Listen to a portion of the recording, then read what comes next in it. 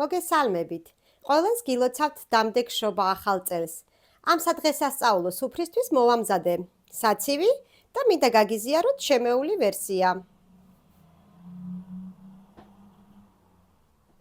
გავატაროთ 500 გრამი ნიგოზი, ხორცაკებ მანქანაში და 2 კბილი ნიორი.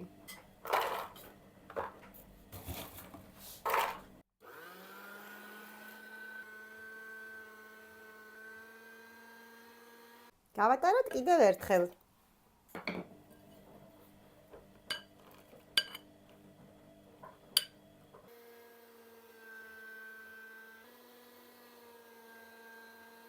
ორი თავი ხახვი დავჭრათ წვრილად.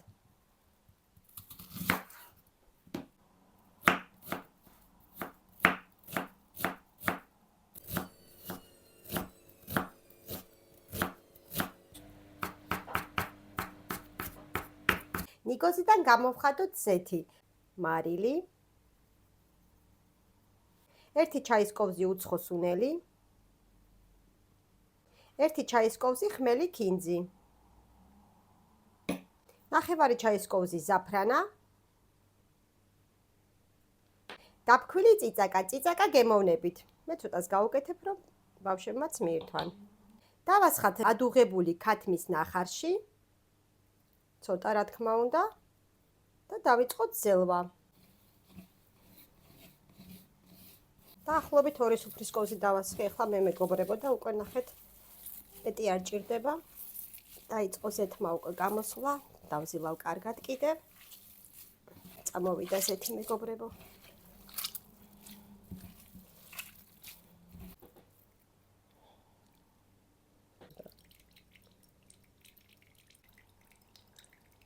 ამ შემთხვევაში საცივი იქნება თეთრი ფერის, ზეთს რო გამოვწურავთ.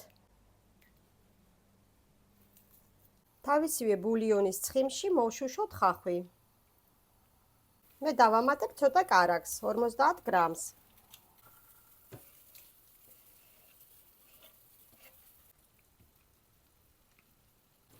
უნდა ვშუშოთ დაბალ ცეცხლზე. არ უნდა დაიბრაწოს. და მოიშუშოს ცოტა.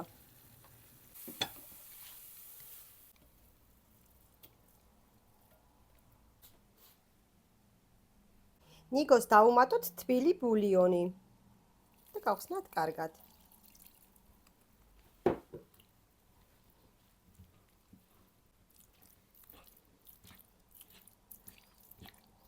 ნახეთ როგორ გათეთრდა ზეთი რო გამოვადინეთ მეგობრებო ნიგოს. ნიგოს დავუმატებ მოშუშულ ხახვს.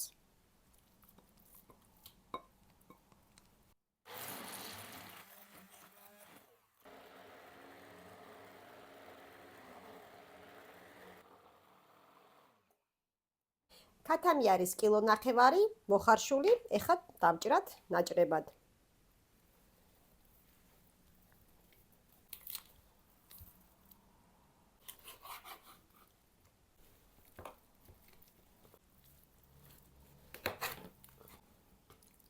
შევეცდები ზედმეტი ძვლები მოვაცილო.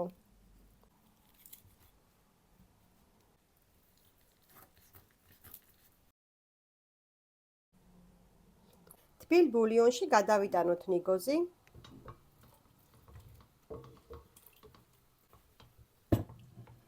და ურიოთ. დავამატოთ ძალიან ცოტა დანის წვერით დარიჩინი და მიხაკი. ჩავამატოთ ხორცის ნაჭრები.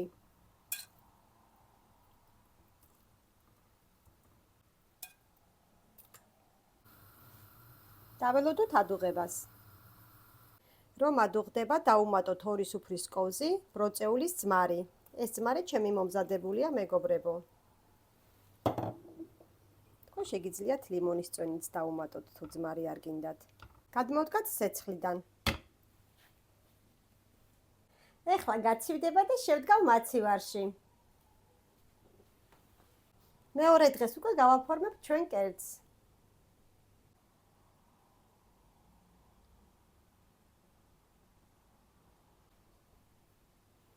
გემშვიდობებით მომავალ გემრიელ რეცეპტამდე. გამოიწერეთ ჩემი არხი ლიკას რეცეპტები და ყველას გისურვებთ წარმატებებს.